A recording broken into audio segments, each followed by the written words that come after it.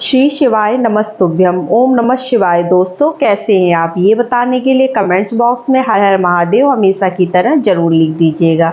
तो दोस्तों, आज मैं आपको कोई उपाय नहीं बताने वाली हूँ। आज मैं आपको एक ऐसी चीज़ बताने वाली हूँ जो हर व्यक्ति को जाननी चाहिए कि हमें बेलपत्र जो हम भोलेनाथ को समर्पित करते हैं उसमें हम क्या क्या गलतियां कर जाते हैं जो हमें आने अनजाने पता नहीं होता है। तो आज पूरा वीडियो इसी बेलपत्र पर है कि हमें बेलपत्र को कैसे तोड़ना चाहिए, कब तोड़ना चाहिए, कैसे चढ़ाना चाहिए। बेल के पेड़ में अगर हम दीपक जलाते हैं तो कौन सा दीपक कैसे जलाएं, बेल पत्ती को शिवलिंग से उठाकर किस तरह से खाएं, जो गलती हम हमेशा करते हैं। तो आज इसी पर वीडियो है और सारी जानकारी मैं यहाँ पर आपको दूंगी। पूज्य पंडित जी ने अपनी कथा में बताया था कि हमें बेलपत्र को किस तरह से कैसे खाना चाहिए, कैसे जो है तोड़ना चाहिए और क्या क्या नियम के बारे में जानना चाहिए। तो चलिए वीडियो स्टार्ट करते हैं, पर वीडियो को पूरा देखिएगा वरना हम ये गलतियां हमेशा करते रहेंगे। तो पहले हम बताते हैं कि बेलपत्र जब हम तोड़ते हैं तो हम क्या गलती करते हैं।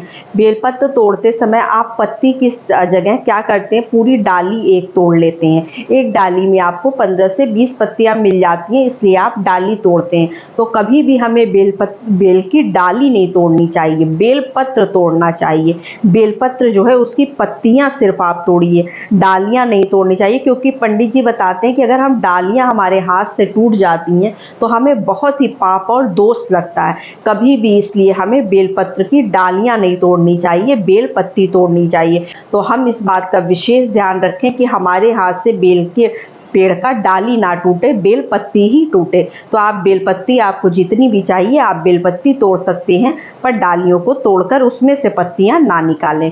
ये हो गया पहला पॉइंट। अब दूसरा पंडित जी क्या कहते हैं कि बेलपत्ती, देखिए जब हम बेलपत्र तोड़ते हैं और भोलेनाथ को चढ़ाते हैं तो हमें उसे किस तरह से चढ़ाना चाहिए। कभी भी हमें खुरदरे वाले भाग से भोलेनाथ को बेलपत्र नहीं चढ़ाना चाहिए। बेलपत्र हमेशा हमें चिकने वाले भाग से चढ़ाना चाहिए, ताकि वो बेलपत्र जो है वो भोलेनाथ को टच हो और हमारा जो भी मनोकामना है या जिस भी कारण से आप जो है भोलेनाथ को बेलपत्र जैसे चढ़ाए हैं तो उसका पूर्ण फल आपको प्राप्त हो। तो इस बात का आप विशेष ध्यान रखिए। बेलपत्र हमें किस तिथियों पर नहीं तोड़ना चाहिए। तो जैसे सोमवार का दिन होता है तो सोमवार को बहुत लोग पूजा पाठ करते हैं, व्रत रखते हैं सोमवार का, तो वो बेलपत्ती तोड़ लेते हैं अनजाने में। तो हमें बेलपत्ती उस दिन तोड़नी नहीं चाहिए। क्या करना चाहिए, बेलपत्र मार्केट में मिलता है, आप खरीद कर उसको चढ़ा लीजिए। या फिर जो है बेलपत्ती जो है आप क्या करिए कि पहले से तोड़कर किसी अच्छे दिन रख लीजिए, लेकिन सोमवार के दिन जिस दिन आप व्रत है उस दिन आपको बेलपत्ती नहीं तोड़नी चाहिए। शिवरात्रि जो हर महीने मासिक शिवरात्रि पड़ती है उस दिन भी हमें बेलपत्री नहीं तोड़ना चाहिए। एकादशी, एकादशी तो एक ऐसी तिथि है कि इस दिन हमें किसी भी वृक्ष का पत्ती नहीं तोड़ना चाहिए। बेलपत्र तो है ही है, इसके साथ साथ कोई भी वृक्ष का, हमें जैसे बरगद है, तुलसी जी हैं, या कोई भी पत्ती हमें उस दिन पेड़ की नहीं तोड़नी चाहिए।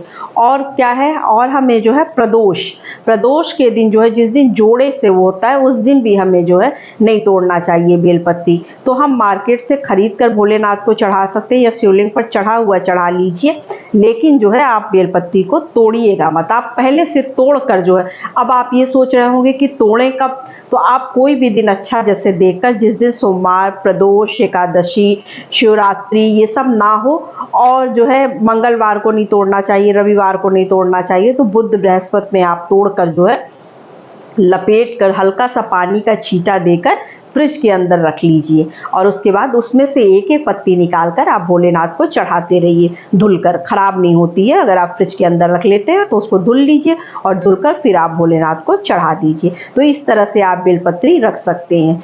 और क्या करना है, बेल के पेड़ के नीचे कभी भी आपको गोल बाती का दीपक नहीं जलाना चाहिए। क्योंकि गोल बाती का दीपक इसलिए नहीं जलाना चाहिए बेल के पेड़ के नीचे कि जो है वहाँ पर माता पार्वती का वास होता है, वहाँ पर हम लंबी बाती का दीपक जलाते हैं। मिट्टी के दीपक में आप घी भर लीजिए और लंबी बाती का दीपक जलाइए। अब हम यहाँ पर जो सबसे मेन पॉइंट है उस पर बात करेंगे।